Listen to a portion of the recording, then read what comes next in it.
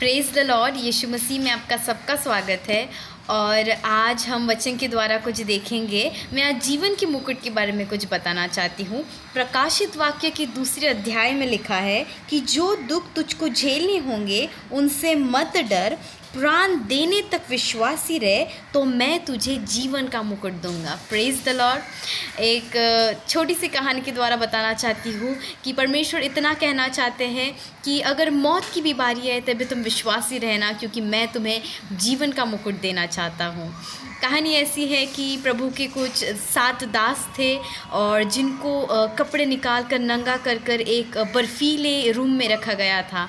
और वहाँ एक कैप्टन था जो उन 7 दासों से कहता था कि तुम यीशु को त्याग दो, फिर मैं तुम्हें गर्म कपड़े दूंगा। तुम यीशु को त्याग दो, फिर तुम्हें मैं इस कमरे से बाहर निकालूंगा। तुम यीशु को त्याग दो, फिर तुम्हें मैं सारी गर्म चीज़ें ला कर दूंगा। क्योंकि वो बर्फ़ का टेम्परेचर इतना ज़्यादा होता है कि इंसान के अंदर का खून जो है वो जम जाता है और इंसान का ज़िंदा रहना बहुत ही इम्पॉसिबल होता है। और फिर इस वक्त जो 7 जो प्रभु के दास होते हैं वो नीचे लेटे लेटे बहुत ही बुरी अवस्था में सारी चीज़ें सहन करते हैं और वो प्रभु से प्रार्थना करते हैं कि मैं प्रभु तुझे नहीं छोड़ूंगा। और उस वक्त ऐसा होता है कि कैप्टन को कुछ दिखता है कि स्वर्गदूत जो होते हैं वो हर एक दास के ऊपर मुकुट लेकर खड़े होते हैं। और वो कैप्टन देखता है कि जब पहले दास के ऊपर वह स्वर्गदूत उतरता है और जब वो इंसान मर जाता है तब उसे मुकुट पहनाकर ऊपर लिया जाता है। दूसरे दास के साथ भी वैसा ही होता है, तीसरे, चौथे, 5वें, 6ठे दास के साथ वैसा होता है।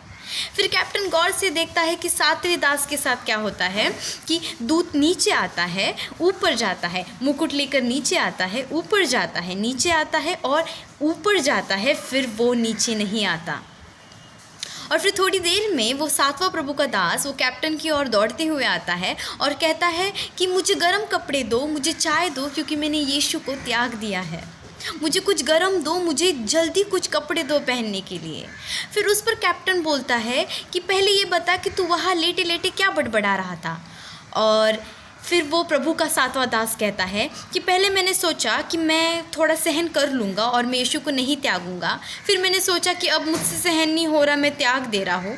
फिर मैंने सोचा कि मैं शायद कर लूँगा। फिर मैंने सोचा, फाइनली डिसाइड किया कि अब मुझसे नहीं होगा। और फिर उस कैप्टन को समझ आया कि जब ये प्रभु का 7वां दास बोलता था कि मैं यीशु को त्यागूंगा, तब स्वर्गदूत मुकुट लेकर ऊपर चले जाते थे। जब वो कहता था कि हाँ मैं विश्वास